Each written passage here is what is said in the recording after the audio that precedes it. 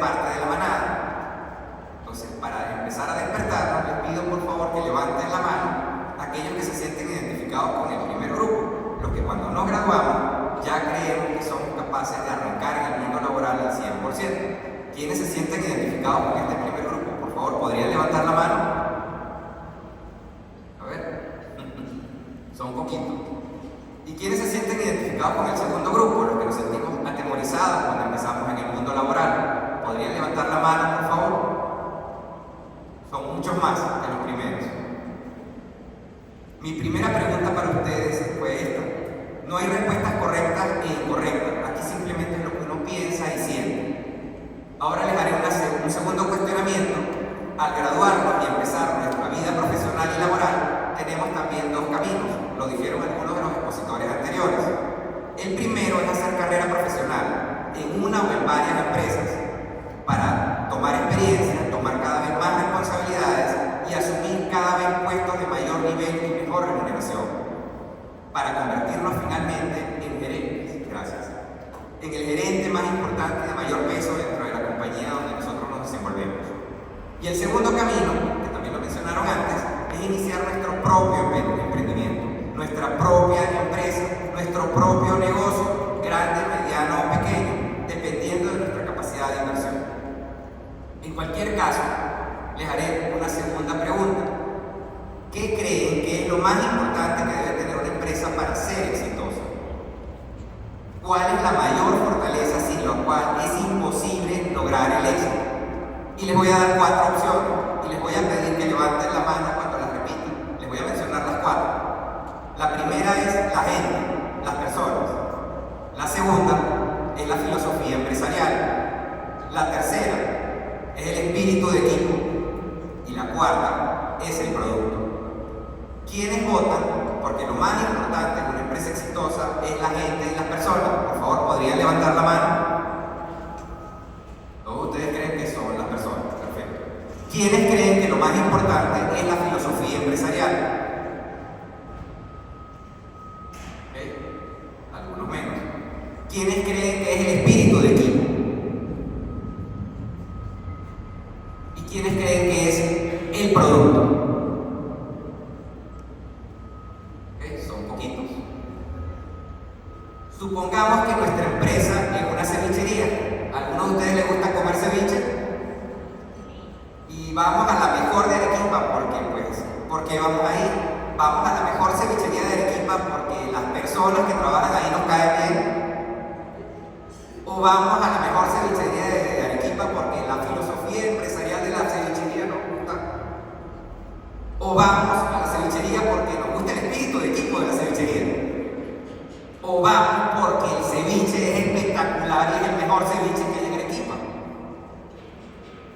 La diferencia, señores, ninguna empresa puede ser exitosa si no tiene un buen producto o un buen servicio. El resto de las cosas son importantes, pero si no tienen un buen producto o un buen servicio, lamento decirles que su empresa está quebrada. El año pasado tuve la oportunidad de estar en Holanda por 4ª vez. Estuve en la ciudad de Ámsterdam. Y por primera vez uno de los miembros del grupo en el que yo estaba me comentó que existía un sitio donde vendían unas papas fritas espectaculares. Yo le dije, vine a Holanda a comer papas fritas, me pareció una locura. Bueno, al final lo seguí igual que los demás. Llegamos a una calle donde había no menos de 10 ventas de papas fritas. Pero solamente en una de esas 10 había una fila de 30 o 40 personas esperando para comprar las papas fritas. Cuando yo vi eso le dije, pero ¿por qué no compramos en alguna de las otras? No, me dijo, no, es esta. E hicimos la fila, avanzó bastante rápido, para ser honesto, y finalmente compré unas papas fritas de las 40 opciones que tenía. Realmente me chupé los dedos. El tipo tenía razón. La diferencia de esa venta de papas fritas era el producto. Sin un producto bueno y de calidad que nos diferencie de los demás, pues simplemente no es posible tener éxito. Y quiero darles finalmente, para cerrar esta parte, mi definición de calidad. Yo tengo una definición de calidad y mi definición de calidad es algo muy simple. Es tener un producto de calidad o ser una empresa de calidad significa satisfacción del cliente. Por ejemplo, ¿quién podría decir, en el caso de nosotros los hombres, si somos un buen novio o si somos un buen esposo? ¿Nosotros mismos? No, es que yo soy un cemental, soy un hombrazo, soy un tremendo novio. Pues no, nuestra opinión no importa. ¿Quién puede definir si somos un buen novio o un buen esposo? Pues nuestra usuaria, o es nuestra novia o es nuestra esposa, y esa es la opinión que realmente vale. Vamos a despertarnos un poco porque siento que estamos un poquito dormidos. Les voy a preguntar, ¿quiénes de ustedes cocinan? ¿Podrían levantar la mano? ¿Okay? ¿Quiénes de ustedes manejan?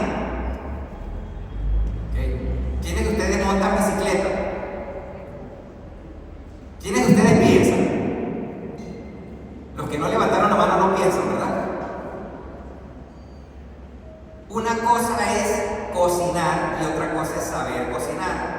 Una cosa es manejar y otra cosa muy diferente es saber manejar. Y otra cosa es pensar y otra cosa muy diferente es saber pensar. Les pregunto, ¿por qué están aquí? ¿Qué es lo que están buscando? Por casualidad, alguno de los que está aquí escuchándome todavía y no se ha ido, está aquí porque desea que su futuro sea importante, sea que su futuro una persona importante y exitosa. Si los que están aquí quieren ser una persona importante y exitosa en su futuro, los invito a que se levanten de su asiento y levanten la mano. ¿Pueden hacerlo, por favor? A ver, ustedes tres de la segunda fila, ¿no quieren ser importantes y exitosos en su futuro? Entonces, si se quedaban sentados, pues esta no era la charla correcta para ustedes, se salieron de la charla y se vinieron a la charla equivocada. Bueno, yo quiero compartir con ustedes, asiento por favor, yo quiero compartir con todos ustedes el secreto del éxito. Para ser exitoso en la vida se necesitan tres elementos.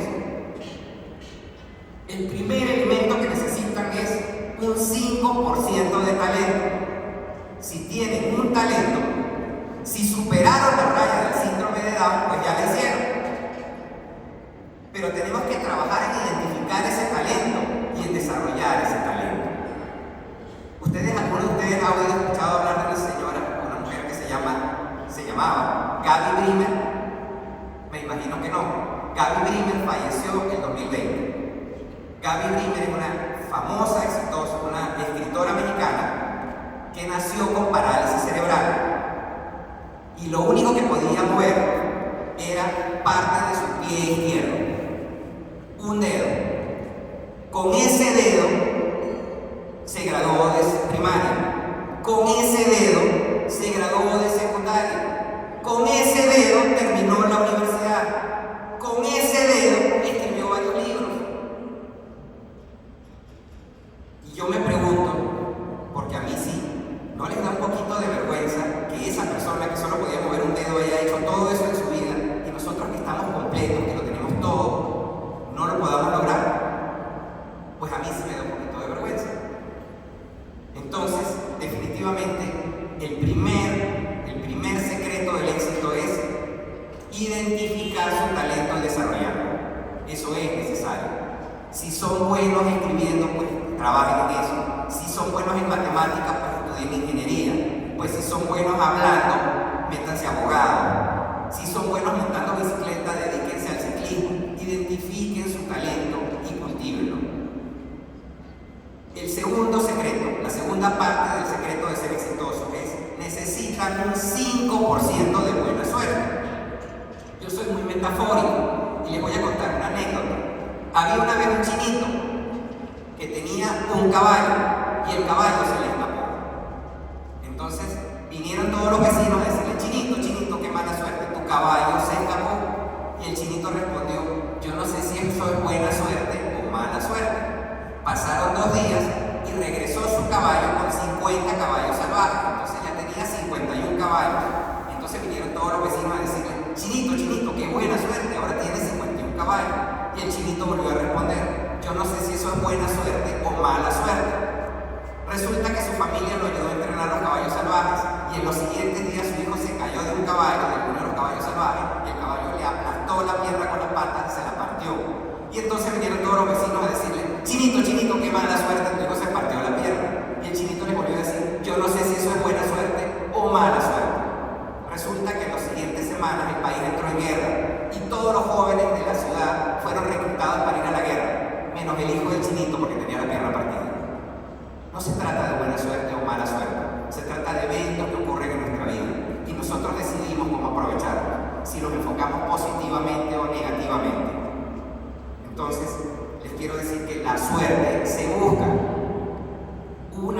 fotógrafo que ganó el Premio Mundial de Fotografía porque logró fotografiar en el amanecer, en el sunrise, un ave que estaba en peligro de extinción sobre un rosal espectacular, justamente en el momento de los rayos del sol en el amanecer. Y entonces, pues, por supuesto, esa fotografía recorrió el mundo y el tipo ganó un premio mundial por esa fotografía. ¿Qué vinieron a decirle al resto de los fotógrafos? Tú sí tienes buena suerte, envidiosos de miércoles. El tipo les dijo, buena suerte. Yo me paré durante 3 meses, a las 3 de la mañana, me paré en el sitio donde vi que era el sitio más bonito para tomar una foto del amanecer y esperé el momento adecuado para tomar esta foto. Por eso es que le digo, la suerte se busca. Si ustedes quieren comprar una casa, pues tienen que salir a buscarla. Si se quieren sacar la lotería, tienen que comprar los billetes de lotería. Si se quieren comprar un carro, pues tienen que ir a salir a buscar el carro. Entonces, lo primero es ser perseverante, ser insistente hasta lograrlo, porque la suerte se busca. Por último, deben estar segundos. La segunda parte de la buena suerte también sales a buscar la buena suerte hasta que la consigues. Entonces, sales a buscar la buena suerte y entonces pues tienes que estar preparado para recibir la buena suerte. Imagínense que este fotógrafo hubiera salido a las 5 de la mañana durante 2 meses y justo en el momento que se puso el pajarito sobre el rosal en el amanecer, resulta que el tipo no le puso rollo a la cámara. Pues ¡puf! La suerte se le fumó. Salieron a buscar una casa que vale 1 millón de soles y la consiguieron por 100.000, pero resulta que no tienen los 100.000 soles. Entonces, ¿qué pasó con la suerte? Pues la suerte, ¡puf!, se fumó. Una vez yo tuve mucha suerte. En Venezuela me tocó ir a un almuerzo, una cena de gerentes. Entonces estábamos los gerentes de muchas empresas prestigiosas en Venezuela. Y tuve la suerte que en la mesa donde yo estaba me sentaron a Miss Venezuela 1996. Una mujer espectacular, hermosa, inteligente, bella. Pero yo no estaba preparado para recibir la buena suerte. Al lado me llevé a mi esposa. Entonces la buena suerte no estaba preparado para recibirla. Entonces, finalmente, ya les dije los 2 primeros elementos. Talento y suerte. El 90% restante se trata de estrategia. Debemos estar programados para el éxito y no para el fracaso. Hagan la diferencia. No sean más de lo mismo. Sean auténticos, sean honestos, sean agradecidos y valoren a las personas. La vida es un espejo que refleja lo que ustedes hagan. Traten de trabajar en lo que les gusta. Hay muchas personas que trabajan, es que mi papá quería que yo fuera ingeniero, es que mi papá quería que yo fuera abogado, es que mi mamá quería que yo me dedicara a la cocina. Esos son los sueños de sus padres, de sus maestros y de sus amigos. Trabajen en sus propios sueños. Saben que una persona que trabaja en lo que realmente le gusta, en lo que realmente sueña, pues realmente nunca trabaja. ¿Ustedes creen que Messi o Cristiano Ronaldo, que son 2 futbolistas, los 2 futbolistas que en determinado momento fueron los más grandes del mundo, ellos trabajaban en lo que les gustaba, disfrutaban cada día lo que salían a hacer? Entonces, busquen su talento y busquen que esté enfocado y alineado con lo que les gusta hacer. Especialícense en resolver problemas. ¿Cuál creen que, saben qué buscamos en las empresas? Buscamos gente que no le huya a los problemas, sino que más bien busque los problemas para resolverlos, que nos ayuden a identificar y resolver los problemas que tenemos. Esa es la gente más valiosa de una organización. ¿Cuál creen que es el primer paso para resolver un problema? El primer paso para resolver un problema, ¿cuál creen que sea? ¿Alguno de ustedes tiene una idea? El primer paso para resolver un problema es reconocer que un problema existe. En muchas personas de las que trabajan conmigo, identifico el problema, el problema realmente, de que no son capaces de reconocer que tienen un problema. Y por supuesto, si no reconoces que un problema existe, jamás vas a trabajar en solucionarlo. Para mí hay 3 opciones para resolver un problema. Cuando yo soy jefe de un grupo de personas y uno de ellos tiene dentro de su área un problema, yo tengo la obligación de trabajar en 3 aspectos. El primero es agarro a esa persona responsable del área donde está el problema y le meto el dedo en la oreja, por no decir en otro lado, y lo presiono y lo impulso a que se ponga a trabajar en resolver el problema. Si no es capaz de resolver el problema, trato de ayudarlo, pero siempre trato de empujarlo a que él sea el que lo resuelva. Pero hay personas que, a pesar de que tú los empujes,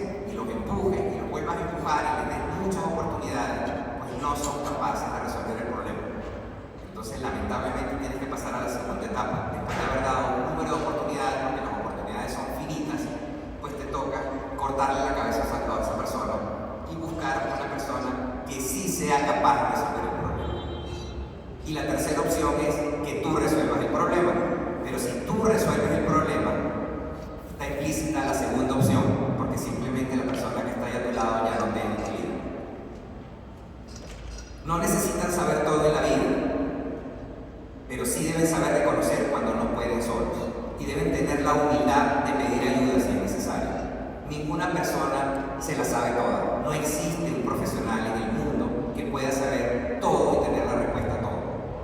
Pero sí existen profesionales que saben reconocer sus límites y que saben pedir ayuda en el momento que es necesario. El orgullo de no reconocer que no somos capaces de resolver algo es dañino tanto para nosotros como para las empresas donde trabajamos. Les cuento una anécdota personal. Yo pesaba, hace 4 años, yo pesaba 120 kilogramos. Les conté que tenía un solo hijo. Lo que no les conté es que mi niño es un niño especial. Mi hijo sufre del síndrome de autismo. Es un niño maravilloso, inteligente, amoroso. Es el mejor hijo del mundo. Si yo tuviera que retroceder en el tiempo y volver a tomar esa decisión, definitivamente volvería a tener a mi hijo. Cuando empezó la pandemia,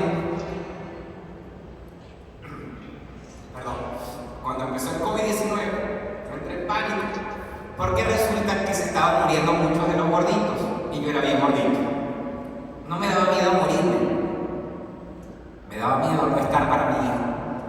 Y durante años muchas personas, mi esposa, mis mejores amigos, me habían impulsado, me habían metido la idea de que me hiciera la operación, la que llaman la bariátrica, la manga. Y yo no quería hacerlo, dije, eso no es necesario. Pero cuando vi que se estaban muriendo las personas gorditas, dije, llegó el momento. En plena pandemia me operé, me corté el estómago y me quitaron el 80% del estómago y me quedé solamente con el 20%. Y bajé de 120 kilos a 75. Después de 4 años sigo pesando 75 kilos, porque yo no bajé por mí, bajé por mi hijo. Mi objetivo es estar vivo el mayor tiempo posible porque mi hijo me necesita. También me di cuenta en ese proceso que después de 2 años de que había bajado de peso, me había convertido en el hombre malvadito, porque al bajar tan abruptamente de peso, pues mi masa muscular había decrecido enormemente. Así que me di cuenta que necesitaba hacer ejercicio. Entonces empecé a caminar y después de 1 mes caminando, trabajando, tropecé y me partí el peroné y me tuvieron que enyesar. Me había costado tanto hacer ejercicio y ya no podía caminar, que era lo que había decidido hacer, que dije, ¿y ahora qué miércoles hago? Entonces dije, bueno, como estoy enyesado, no puedo caminar, lo único que puedo hacer es empezar a hacer abdominales. Y empecé a hacer abdominales un día. Y hice 20 abdominales y se me dolían hasta las pestañas, porque como tenía tanto tiempo sin hacer ejercicio, me estaba muriendo. Entonces, ¿pero qué hice? Al día siguiente volví a hacer abdominales, volví a hacer 20. A la semana siguiente ya hacía 30. A la semana siguiente hacía 40. 1 mes después hacía 100. 2 meses después hacía 300. 3 meses después hacía 500. Pero hacía abdominales todos los días de lunes a domingo. Finalmente logré hacer 1000 abdominales seguidos sin parar. Y después llegué a hacer 1500 abdominales seguidos sin parar. ¿Y saben qué descubrí? Que me encanta hacer abdominales. Es mi ejercicio. Así como a Messi le gusta jugar fútbol, a Armstrong, el ciclista, le encanta montar bicicleta, a Greg Lugani le encanta lanzarse en clavado. Pues a mí me gusta hacer abdominales. Y descubrí que el mejor ejercicio que uno puede hacer es el ejercicio que a uno le gusta hacer. Y encaja con lo mismo de la vida profesional. Trabajen en lo que les gusta hacer. No hagan lo que los demás les dicen. Todo el mundo me decía, tienes que ir al gimnasio, tienes que ir a nadar, tienes que ir a montar bicicleta, váyanse a la M. No, eso no me gusta a mí, tengo que hacer lo que me guste. Y los invito a que hagan ejercicio todos los días, que hagan lo que les guste. Descubran lo que les guste, lo que les apasiona en su vida laboral, en su trabajo, en su salud, en el ejercicio. Y ejecútenlo, háganlo. Cuando yo hago abdominales, puedo ver noticias, puedo pensar en problemas, resuelvo problemas en esa hora que estoy haciendo abdominales. Entonces me sirve, a mí me sirve, para mí es perfecto. Hay gente que me dice, pero ¿para qué haces tanto abdominal? Eso no sirve para nada. A mí me sirve.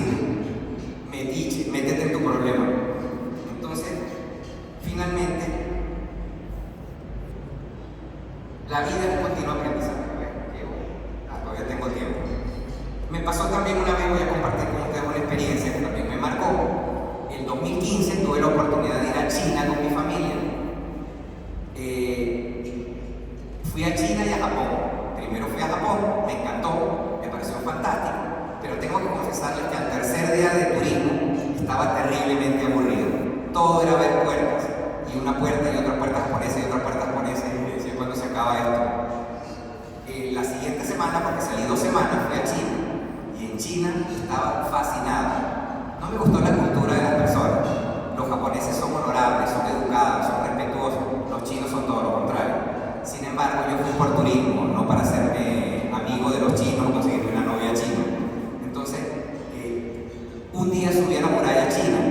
Todavía era gordo, era el 2015, yo me fui en el 2020. Mi padre había muerto y yo hice una promesa. Hice la promesa de que yo iba a subir completa la muralla china, así fuera arrastrándome. Entonces, como tenía que cumplir esa promesa, me compré un bastón y subí los 5 niveles de la muralla china. El problema no fue tanto subirla, el problema fue cuando tenía que bajar, porque sorpresa, en la muralla china todos los escalones son distintos. Entonces cuando tenía que bajar, yo sentía que me iba a sacar la M también, porque pues, fue muy difícil para mí bajar. Afortunadamente me había comprado el bastón y logré hacerlo. Cuando regresé al autobús estaba terriblemente acalambrado, pero feliz de que había cumplido con la promesa que había hecho por el alma de mi padre. Después de eso, ese mismo día, pensé que regresábamos al hotel, pero nos llevaron a la Villa Olímpica. En la Villa Olímpica, donde está el nido de pájaros, donde están diferentes cosas que hicieron para las Olimpiadas de Beijing. Y pues hicimos un recorrido enorme donde había que caminar un montón también, y yo cojeando con mi bastón. Resulta que cuando estuve en Japón, como yo era un gordo de ojos verdes, y me compré en Japón un sombrero de Mickey Mouse de esos azules, puntiagudos, porque yo siempre he sido muy payaso, todos los chinos querían tomarse fotos conmigo. En la muralla china se tomaron no menos de 20 grupos de chinos fotos conmigo. Y pasó lo mismo en la Villa Olímpica. Entonces, como a cada rato me paraban para tomarse fotos conmigo, mi esposa se fue con mi hijo y siguió caminando. Entonces, bueno, pues después que se tomaron varias veces fotos conmigo, empecé a caminar cojeando hasta el autobús. Y cuando llegué al autobús y me monté en el autobús, me di con la sorpresa de que mi hijo y mi esposa no estaban ahí. Sentí que se me iba a salir el corazón. Entonces, ¿qué hice? Se me olvidó que tenía calambres, se me olvidó que me dolían las piernas. Tiré mi mochila con todos mis dólares, mis tarjetas de crédito, porque no podía seguirla cargando. Tiré el bastón, se me olvidó que me dolía la pierna y salí corriendo para regresar a la Villa Olímpica. Empecé a gritar el nombre de mi esposa y el nombre de mi hijo. Sandra Martín, Sandra Martín, Sandra Martín. Y nadie me hacía caso. Hasta que finalmente encontré a mi esposa y la encontré llorando. Y me dijo, Javier, no sé dónde está Martín. En ese momento sentí que me iba a dar un infarto. Empecé a caminar junto con ella gritando, Martín, Martín, Martín, Martín. Y entonces resultaba que ahí estaban, en ese momento había un montón de turistas chinos y había muy pocos extranjeros. Todos hablaban chino y yo lo mejor que podía hacer era hablar inglés. Mi nivel de desesperación iba creciendo. Al principio pensé, cuando lo consiga le saco la cabeza de un coñazo. Pero después, en la medida que transcurrió el tiempo, mi desesperación era tan grande que empecé a entender que eso no era lo importante. Lo importante era conseguir a mi hijo. Finalmente, una señora china, de aquellas con las que me tomé la foto, me agarró de las manos, me hizo señales que sabía dónde estaba mi hijo, me llevó de la mano y resulta que mi hijo estaba donde me tomé la primera foto con los chinos, solamente que también se cansó y se fue a sentar. Encontré a mi hijo y no fui a darle ningún golpe, salí corriendo. De rodillas al lado de él y le besé las manos a la señora y después empecé a besar a mi hijo. Entonces, con esa experiencia aprendí que en la vida hay cosas valiosas que nosotros tenemos que saber apreciar. Los invito a que identifiquen esas cosas valiosas en su vida, porque eso va a ser parte de su aprendizaje, va a ser parte de lo que lo va a ayudar a ser exitosos. No sean de las personas que se quejan todos los días, día tras día, sean de las personas que dan un paso al frente y tratan de poner su grano de arena para hacer del mundo un lugar mejor. Necesitamos ese tipo de personas, necesitamos ese tipo de jóvenes, ese tipo de arequipeños. Y les voy a dar un último consejo. Para ser exitoso en la vida, aparte de todo lo que les he dicho, parte de su estrategia tiene que ser manejar información. La información es importante, es valiosa. Nadie habla y nadie busca a un burro que no sabe nada. Nosotros tenemos que manejar información en nuestra vida profesional y en nuestra vida personal. Tenemos que cultivar la información y la cultura de saber lo que está pasando en nuestra empresa, en el sitio donde trabajamos. Pero también tenemos que saber lo que pasa en nuestro entorno. Entonces, quiero hacerles una pregunta, porque esto para mí también me parece una tontería, pero es algo muy importante en el mundo. Por casualidad, alguno de ustedes sabe cuántas personas existimos en el mundo. ¿Alguno de ustedes tiene idea de cuál es la población mundial en este momento? ¿Alguno lo sabe?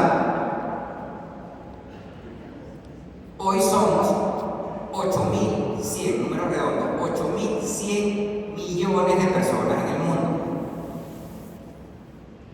Yo tuve la oportunidad en el año 2015 de ir a unas conferencias también en Holanda, donde escuché a un famoso médico sueco llamado Hans Rosling. Lamentablemente este señor falleció en 2017, pero es una de las charlas más enriquecedoras que he vivido en mi vida. La presentación fue espectacular, me puso a pensar, desarrolló mi cerebro como no tienen idea. Él decía, y voy a hacer la actualización a la fecha de hoy, de esas 8.100 millones de personas que existen en el mundo, hoy 4.800 millones de personas viven en Asia. ¿Y saben cuál es la ciudad más poblada del mundo? La ciudad más poblada del mundo es Tokio, que tiene 37.400.000 habitantes. El país más poblado del mundo ya no es China, ahora es India. El segundo continente más poblado del mundo es África, con 1.500 millones de personas. Y la ciudad más poblada de África, ¿saben cuál es? Es el Cairo, en Egipto, con 21.300.000 personas. El cuarto continente más poblado del mundo es este donde estamos nosotros, es América. América completa, desde Canadá hasta la Patagonia. Y aquí vivimos 1.000 millones de personas. Y la ciudad más poblada de América, ¿saben cuál es? Es Ciudad de México, que tiene 23 millones de personas. Y la última, el último continente, el más pobre en población del mundo, es Europa ahora, con 750 millones de personas. Y la ciudad más poblada de Europa es Moscú, con 19 millones de personas. En esa presentación, Hans Rosling nos hizo ver que el gran reto del mundo era cómo seguía creciendo la población. Y él decía, para el año 2050 vamos a ser 9.000 millones de personas. En ese entonces éramos solamente 7.300. Para el 2050 íbamos a ser 9.000 millones de personas. No sé si eso habrá cambiado con la pandemia, esa proyección, porque murieron muchas personas con el COVID al principio. Y decía que para el año 2100 íbamos a ser 11.000 millones de personas. Y ese iba a ser el punto donde la población mundial se iba a estabilizar. En ese punto, el número de personas que nacían y morían iba a ser el mismo. ¿Y por qué esto era importante? Porque él decía, ¿saben cuál va a ser el continente que más se va a desarrollar? Todos decían Asia. No, pues no es Asia. Asia ya tiene 5.000 millones de personas y ahí se va a quedar. En aquel entonces eran 4.000. Ya en China, el índice de natalidad, el número de hijos promedio por pareja es menos de 1. Igual que en Hong Kong, que nunca tuvo ninguna restricción. En Europa, las parejas ya no quieren tener hijos. Entonces, ¿dónde sigue creciendo la población? Pues en India, definitivamente. Y donde va a crecer más la población del mundo va a ser en África.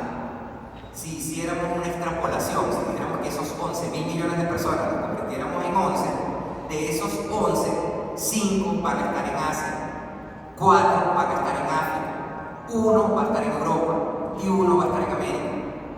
Entonces él decía, ¿saben dónde deben invertir? ¿Dónde deben pensar si tienen dinero para invertir en el futuro? Pues en África. En África, en algún momento, las propiedades van a llegar a costar lo mismo que cuestan en Nueva York. No sé si él tendrá razón o no tendrá razón, pero esa charla a mí me enriqueció y eso representa el poder de la información. Finalmente, ya para cerrar, porque ya llevo hablando 32 minutos y hablé más de lo que tenía pensado, quiero darles las gracias por estar aquí, por escuchar mis locuras, que Dios los colme de bendiciones y que pasen un maravilloso fin de semana. Hagan de Perú un lugar mejor.